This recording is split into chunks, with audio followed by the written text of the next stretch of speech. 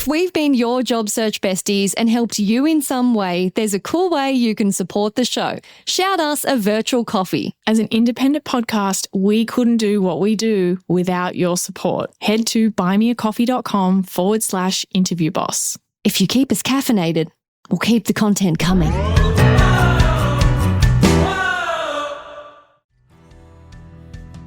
I don't want to take accountability for leaving when you forced me to leave because this place is a dumpster fire. I don't want to pretend I'm the problem. You're the problem. Ah, you think you're the problem for quitting. Hey everyone, and welcome back to Interview Boss. My name is Emma. I'm a radio journalist who's teamed up with my sister to give you advice, inspiration and support when you're looking for a new job. Sarah is a HR and recruitment professional, and together we're excited to give you all the tips, tricks and behind the scenes knowledge to help you in your career. Hey Em, and welcome back everyone. It's time for our favourite section of every episode, the Shoot Your Shot Shoutout. This is where we celebrate you guys, our listeners from around the world. You've gone out there, you're our biggest, baddest listeners, and you've got updates for us. This week, we're shouting out Molika, who bought us 5 coffees. Thank you so much. Buying us a coffee helps us create this podcast, and we so appreciate it. She said, "Hello, Sarah and Emma. This is a bit of a late thank you, but my 2025 Spotify Wrapped has reminded me how much you guys helped me out during my stressful internship interviews. On the big day of my 2 biggest top preferences sites, I revisited 8 episodes in a row while on the PTV to the city." What on earth is a PTV? Some kind of a train or tram or public transport. The PTV, that sounds like futuristic. Let me Google that. I'm thinking like personal transport, vector machine or something. Oh, public transport Victoria. That's so boring. I don't think that's what. No? I don't think that's what this Passenger means. transport vehicles. Maybe, it says WA. Maybe that's what WA Perth gals call it. I don't know. Please comment below. Do you think that there's like multiple internship preference sites in Perth? I don't think so. I think this is a city in a different country. No, it's on a train. She's talking about like I was on the PTV, as in I caught the something to the city. That's what it means. Yeah, I know. I think it's a city in a different country. I bet it's like in the US somewhere. PTV, I've got to know. What is it? Anyway, so she's on some kind of transport mechanism to get to the city and played the Hype Up podcast as I was walking toward the interview to shake off any last minute nerves.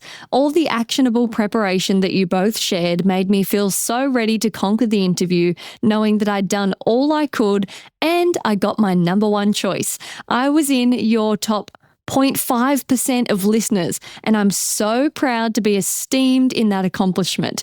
Please keep doing what you're doing. I only wish you girls the utmost success. Wow, that is like you are our top niche listener. That is crazy.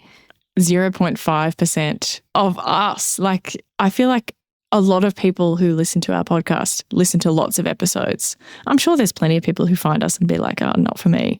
But so many people go back and listen to everything. So that's a huge achievement. Do you know what I was annoyed about this year with Spotify Wrapped? I was listening to another podcast and they said how they got invited by Spotify to record a message for their top percentage of fans so that it would pop up and say, hey, you're in Interview Boss's top percent. Click here for a video message. And we could have recorded something to be like, thanks so much, you're the best, a personalized message.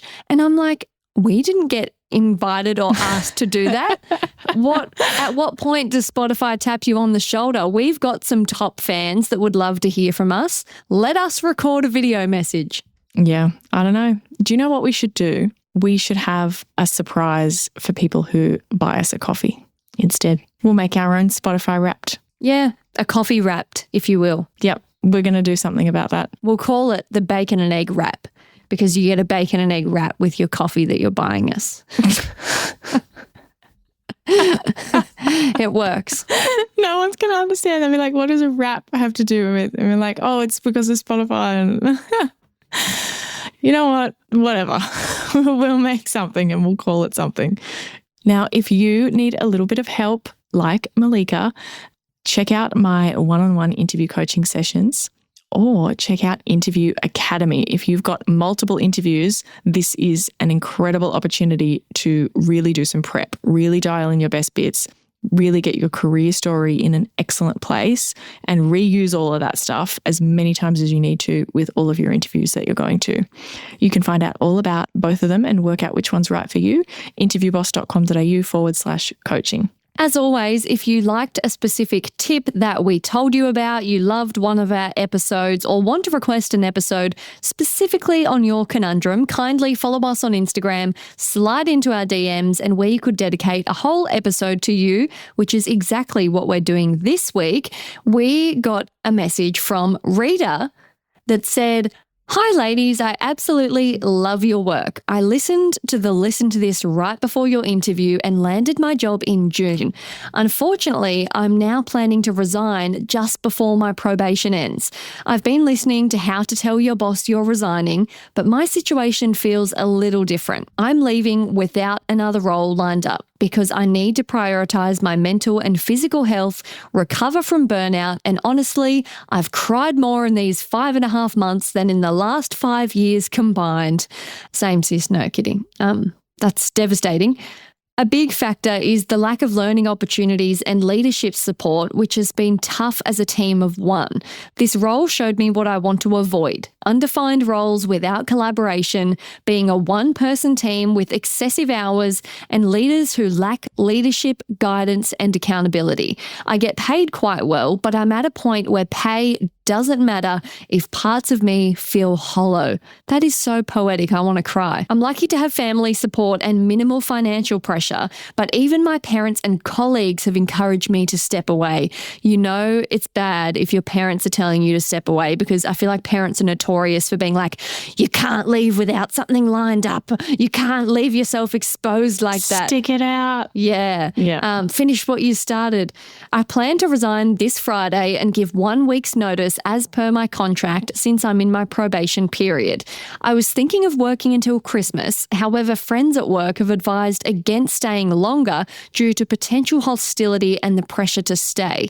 Could you share advice on how to approach this conversation with my boss and how much detail I should give about my reasons? Thank you so much." Oh man, Really, really feel for her. Like, she's really going through it. And like literally to the point of crying. That's crazy. That's not okay. That's not somewhere that you should really be trying to stick it out, I don't think. No. And I just think there would be so many people listening to this right now relating.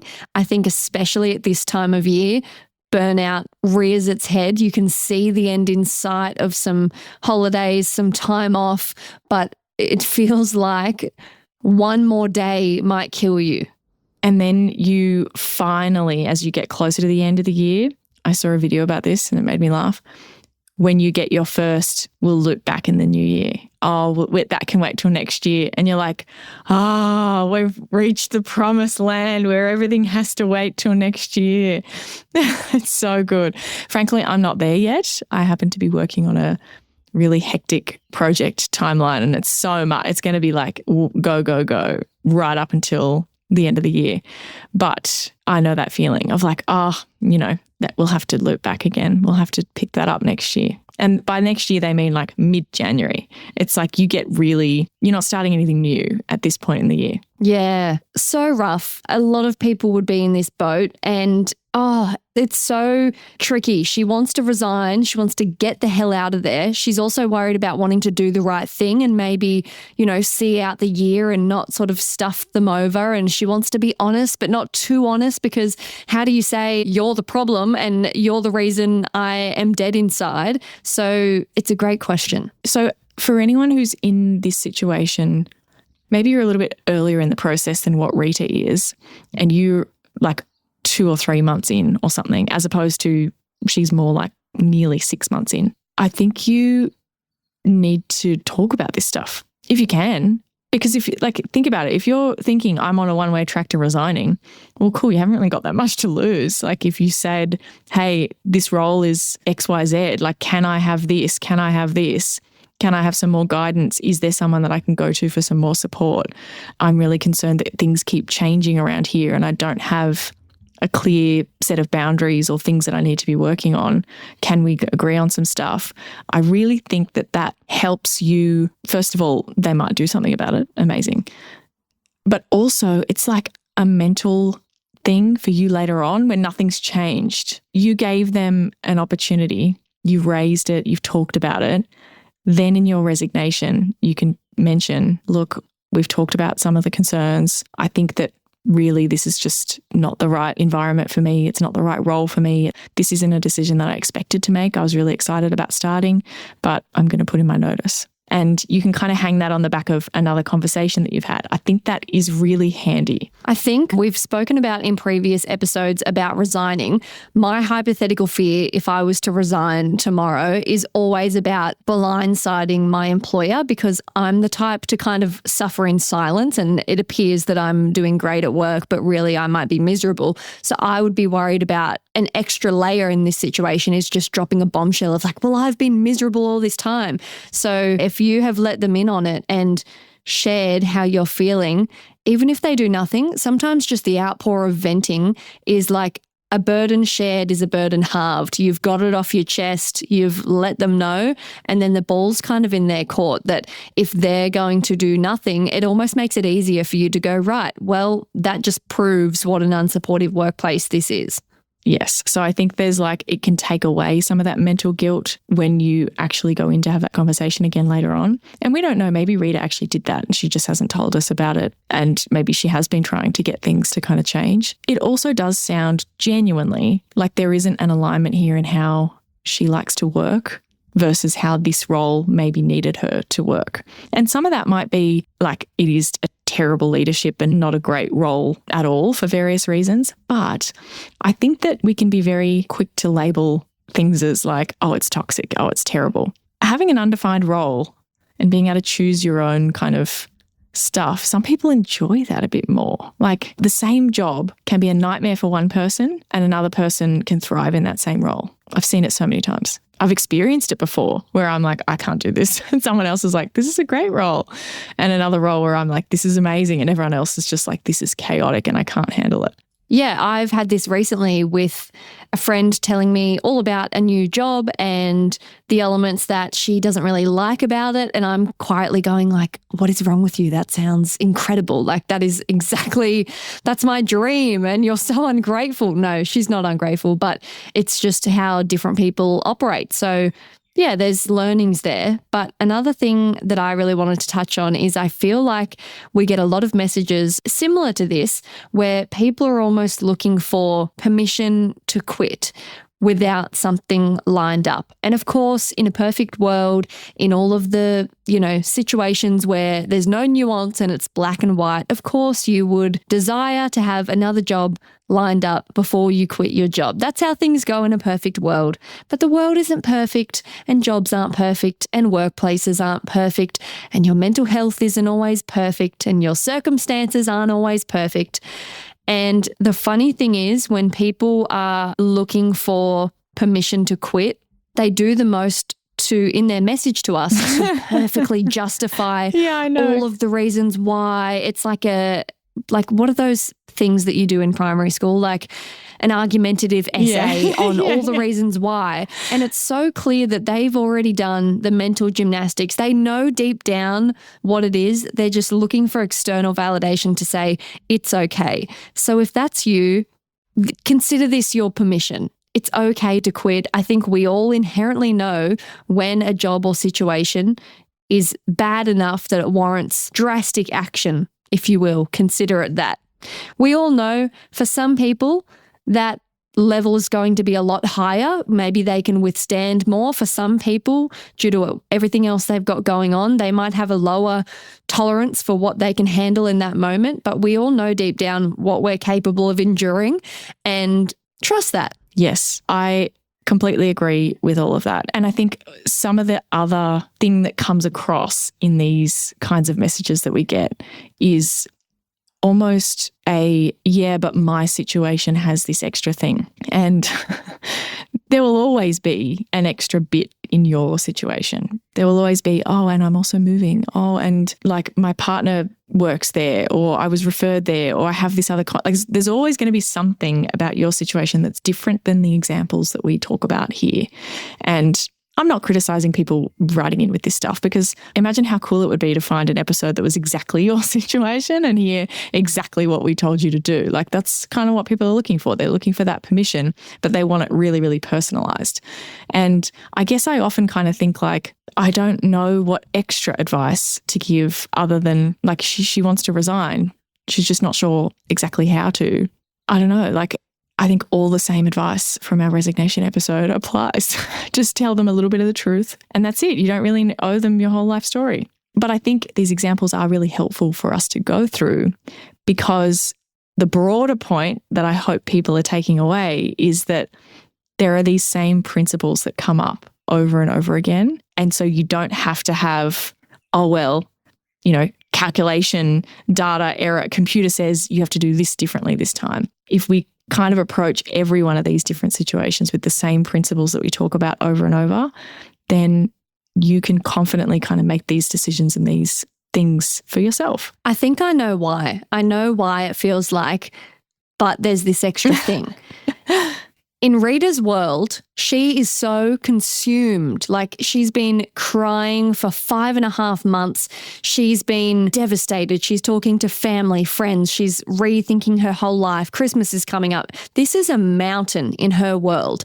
And so she actually probably can't even comprehend having a conversation with a boss where she can simmer all the massive mountain down into like a scoop of sand, as in she translates, these are all the enormous problems, look at all of this, and she can't see a way where she can simmer that down to just give a little pea-sized amount of, hey, this is why. It is so all-consuming that it feels like it warrants a full sit-down intervention of like, these are all the things, and like, do you know what I mean? It's so big in her world. I don't think she can comprehend having a conversation that would be similar to that if you were just regularly resigning when nothing like terribly went wrong. I love that perspective. I love that. And I think you've nailed it. And I can kind of get why that feels so difficult then. Yeah, like if I'm going in to resign and it's just because I've outgrown it and I've got a new job offer and everything's all good. What we're saying essentially is the conversation might look very similar, except you're subbing out the reason instead of saying, yeah, I've loved my time here, but I've learned everything there is to learn. So now I'm off to go be a manager at this new company. Instead of that, we're saying, yeah, look, it just wasn't what I expected. I've realized the working style isn't quite good here. So yeah, I'm going to go back to XYZ. So essentially the conversations could look very similar, yet the emotional states in both of those scenarios are so vastly different, and one is all-consuming and one is just like, oh, I've been thinking about my future. And so I just can see myself being this, like when it's been so catastrophic and personally damaging, how can I internalize that and just spit out a little, oh, I've just decided to, you know? Okay, so here's how I'm going to translate that. This is the difference between how our brains work, and Emma and I as sisters personally clash on this sometimes. I am a bit more logical when it comes to these kinds of things, and Emma leads with her emotions. And neither of those are criticisms. They can both be great things and they can both be very bad. AKA Sarah's heartless and harsh, and I'm dramatic. Or what's it called? Catastrophizing. Spoken like someone who has been told they're catastrophizing before. I'd also like to point out that you made a horrified face when I said you were heartless, until I then backed it up by also calling myself something. Yeah, I know. And I appreciate that both of those are probably criticisms have been leveled at each of us. And yeah, it's not the first time I've heard that. But I don't know, it's not that I don't feel those things. It's just that those two things are separate for me. And I want to share my way of thinking about it. And it doesn't mean that you have to process it like this, but maybe when it comes to these decisions, you can borrow the way that I would process it just for one little time. I think of them as two separate things. The mountain is the mountain. It's real. Like that's still there if I was in that situation. It's just that the mountain informs my decision. Like the mountain informs I'm going to resign. But then after I've decided to resign, the mountain has nothing to do with how I have the conversation. I think you're either that kind of person or you're not, though, because sorry, but I've already packed the mountain in my suitcase. It's part of me. I can't actually leave that at the door. I'm going to get in there and cry. You don't have to leave it at the door. You just you say the thing and then you're free. Are you though? I think you say it and then you unravel and then you're crying and then you're spiraling and then it ends up being an hour and then it's just an awkward time. And I think there's two camps of people. Honestly, all the more reason for you to steel up and not share as much, because I think if you do open that can of worms, you're going to try and condense all of that emotion that's really fresh into your reasoning and whatever. And it's just honestly, when someone has decided and they're locked in, it doesn't matter. They're not your boss isn't going to suddenly convince you to stay. If they said, oh, please stay, it's not like you've decided you need to go. You need to get out of here. It's been horrific. Even if they decided to change everything overnight, you're kind of beyond that point of coming back, even if it was all fixed tomorrow. The bridge has been burnt. You need to leave. Yeah. I think I would have to do this. I would have to practice and write down my 2 sentences that summarize why I'm leaving, and I wouldn't be allowed to stray from that because the second we open the can of worms, the worms are never going back in. The worms live here now. Fair enough. That's compartmentalizing things.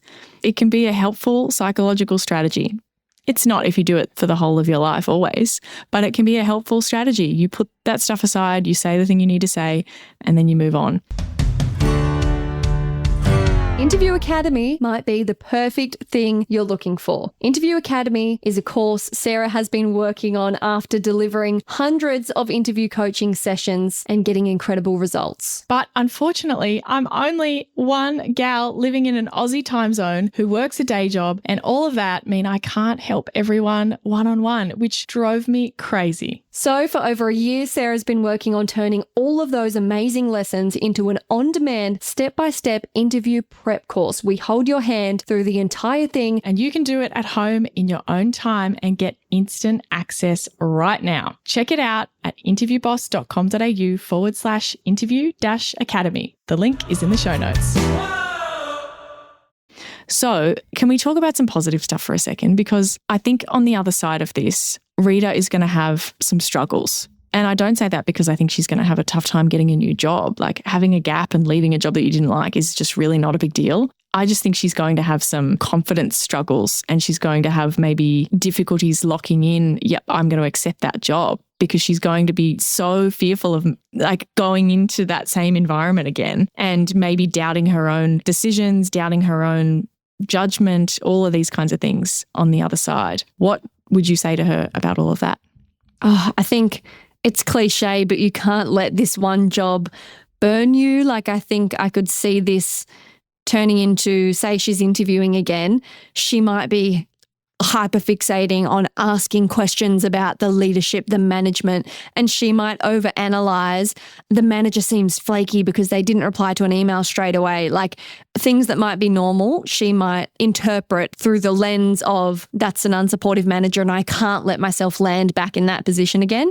So I think you've just got to take it as a learning, take it as a how great that I now know I don't operate well in that environment and I can do my due diligence to try and, scour the red flags or be really upfront in a new job about what I need, advocate for myself. Yep, this is what I'm looking for. What kind of environment do you have? In a positive way of I need this in order to thrive.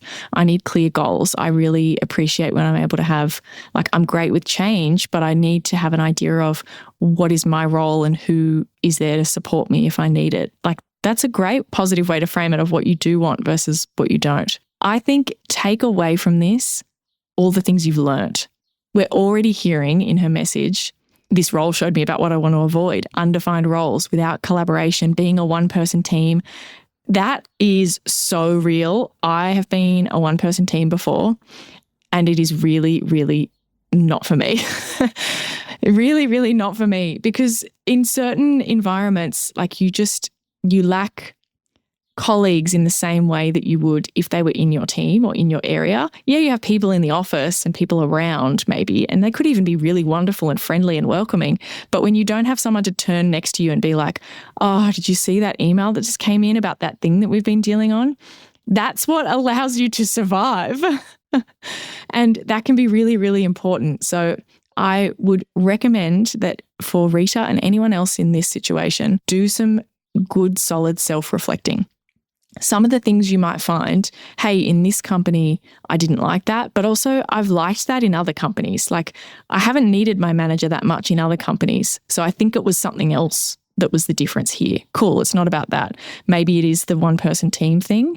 Maybe it is the scope kept changing. Maybe there wasn't the handover or the learning or no one to go to. And those are clues that you could potentially pick up in the ad, in the interview process. Like take some real insights away from this. Compare it to other jobs that you have loved and learn what actually made the difference. I think that's more valuable than just saying, oh, it's just that company, throw it all in the bin. There are things that you can learn about, hey, what was it about that role that made those things worse? Maybe the people were awful, but there were probably things about the job itself that made that worse because we've all worked with awful people. If the job's ticking up our boxes in the right ways, then we can put up with the awful people. So often it's a combination. Can we come up with some things? I know we just said before that, maybe pick like 2 or 3 sentences that sums up why you're leaving. Based on what we've heard from Rita, can you give me some drip-fed examples of things we could say that kind of paint how it wasn't a good time and low-key, high-key, it's largely because of you, but also wasn't a good fit? What are some things we could throw out there? Why do we need to tell them that it's because of you? Because it is. Yeah, but why? Who does that help? To what end? Well, I don't want to take accountability for leaving when you forced me to leave because this place is a dumpster fire. I don't want to pretend I'm the problem. You're the problem. Ah, you think you're the problem for quitting. You think the fact that you're quitting is bad. That's what's going on there. And so you're trying to blame the bad thing that you're doing. I'm doing a bad thing, but it's your fault. That's where that's coming from. You're not doing a bad thing. A probation period where you only have to give a week's notice, that's for both of you. They were testing you out as well. I just want to circle back because it's just that you're supposed to give a reason about why you're leaving. No. And I want to shed some light on how awful this place is. I'm not talking a full, expose. I just mean hey, I'm leaving and if you would care to fix some of these things, I wouldn't be, What good does that do anyone? No, I don't think that's helpful. So you're saying they should say it's not a good fit for me and just make it them focused and not allude to any of the fuckery that's been going on in this place. If this place was bad enough to make her cry that many times, do you think that they're going to care? Do you think that they might not have noticed in the 5 and a bit months that she's been miserable and they haven't done anything about it by the sounds of it? Do you think they're going to care that she hated her whole time there? It's not about them caring. It's about them knowing. It's about them knowing. That's why. You want them to feel bad. And then, yeah, I want them to think about what they've done. Go and stand in the corner and reflect on what you've done to me. They're not going to. They're not going to. So save your energy. Save your energy. I really want people to think about what's the outcome? What are we doing this for? It can be their fault, but if we're telling them, well, then why are we telling them? If we think that they might actually be able to change some things for the next person, great. If you just want them to feel bad because of you, I don't know. I don't think you're not going to get the closure that you're after. No, you're making me out to be unreasonable. I think literally every single person listening to this agrees with me and thinks you're a psycho for just being just internalize it and let them know it's not right. It's my sense of justice is wrong. Yeah, you're not going to get justice though. You said it's not like we're talking about justice versus not justice. I agree with you. It'd be great if you could get justice. You can't. And so I don't think you should waste your energy doing something that isn't going to change anything. That's all. I'm protecting your energy and your peace and you being I'm going to walk in there, I'm going to say my thing and then I'm going to get out and that's it. I think it would make me feel better to go in there and say, hey, I'm leaving.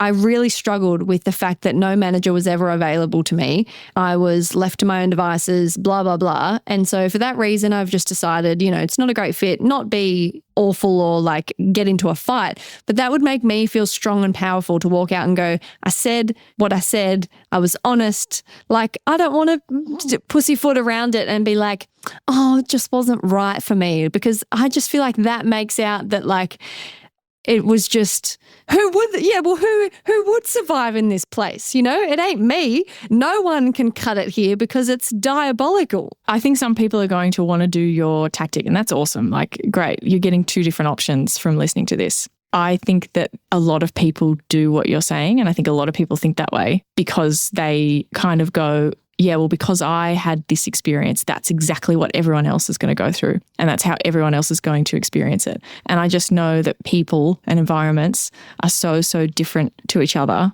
that the same people can have very different experiences of the same behavior in the same environment.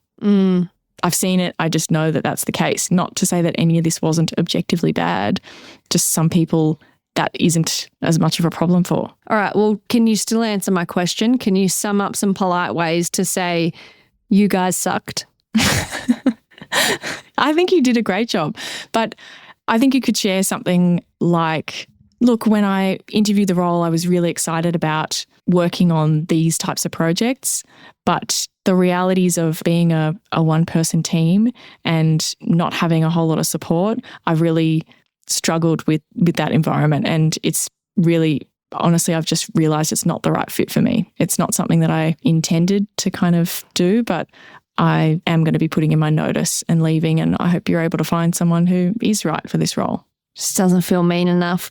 I think maybe we should maybe we should like write a letter and burn it or something, or like have a mock resignation and say what we want to say and then give a watered down one to the real person. When a company like this has made you cry, I kind of think of it like breaking up with someone by leaving in the middle of the night. Like, sometimes if what they've done is bad enough, they don't deserve your explanation. They know what they did. That's true. Yeah. When they don't even deserve the big rage and the paragraphs, you just vanish. And also, if you don't already know, well, then me explaining it isn't going to help, is it? I'm leaving. That's all you need to know. That epiphany's helped me a little. Yeah, that analogy has helped a little. I thought you'd roll your eyes because it's another relationship job it is, analogy. That one was good. But yeah, I don't know. I think I just have that dog in me, and so I can't help it. You either have the dog in you or you don't. Yeah. Well, you're going to get in that room and you're going to start saying things and then you're going to cry. And that's okay. That's all right. And if you do, that's okay. Hey, cool people cry to their boss. It is okay. Put that on the t-shirt. I wonder if people are asking for advice on like how not to do that. And I think, asking how to approach this conversation, you have to reinforce to yourself, is this something that you actually want to do? And you just kind of feel bad about it. You're not doing something bad. This is your probation period. The reason it's a 1 week notice is because that's what they would have given to you if they decided that you weren't the right fit. It's the same on both sides. It's literally, some countries and organizations call it a trial period. It literally is like, you've tested out this role and it doesn't fit you. Doesn't really matter the details of exactly why or whose fault it is or whatever. This company and you working here are not compatible. You're leaving. It's like when the gelato shop gives you a little wooden paddle pop stick of limoncello gelato and you go, no thanks. And then you choose chocolate. It's okay. That's the purpose of the taste test. Can you taste another ice cream? Anyway, so that episode, you've basically had the angel and devil on your shoulder. Comment below if you're listening on Spotify what fighter you're choosing. Whose approach makes most sense to you? Name your fighter. And who are you going to be a little bit more like? Rita, we wish you all the best. I hope you get out of there. I hope you take some time off, enjoy the end of the year, hang out with your family, rebuild your confidence, and do not let this mean anything that it doesn't mean when you go back out there. You are going to speak confidently about this. I want you to make sure that you go and listen to our episodes about talking about something, talking about leaving a job, talking about quitting, talking about being fired. It's not a big deal. You are just going to say, yeah, In July, I started with XYZ company. Unfortunately, that role just really wasn't right for me. I'm really looking for an environment where I can work as part of a team. And that's why I'm so excited about the big team that you have here. Use the learnings that you've genuinely taken away from it. Amazing. Not a big deal. Nobody's going to even bat an eyelid. You're going to do fine. And after you've had your rest, tune into us. Come for the inspiration, the hype up. We'll get you back on your feet and we'll get you your dream job. Yes, absolutely. Love that. So many people tune in for a fresh year. Thanks so much for listening to Interview Boss. If you like hearing our Aussie accents, follow us on Apple or Spotify or wherever else you're listening. Give us a review there, rating, review, whatever helps. Or better yet, tell someone else about the show. That's the OG word of mouth we're really looking for. That's how we can hit the charts and help even more people all around the world and keep bringing you the incredible content that you know and love. For more advice, inspiration, savable content, and to check out our Spotify Wrapped, check us out on Instagram at InterviewBoss.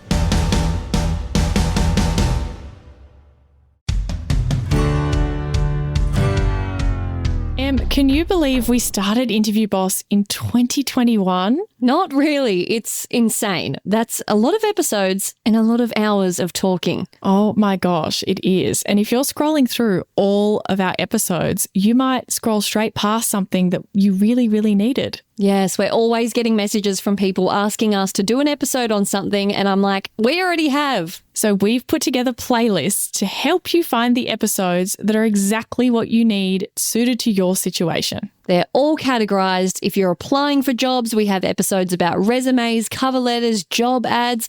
If you've been offered your dream job, we have episodes on resigning, exit interviews, and how to impress at your new company. And we even have a very special playlist that's very popular for if you have an interview coming up immediately and you need just our most recommended hard-hitting episodes between now and then. For all our last-minute listeners. It's all there for you. You can browse by category and check out all the playlists at interviewboss.com.au/podcast.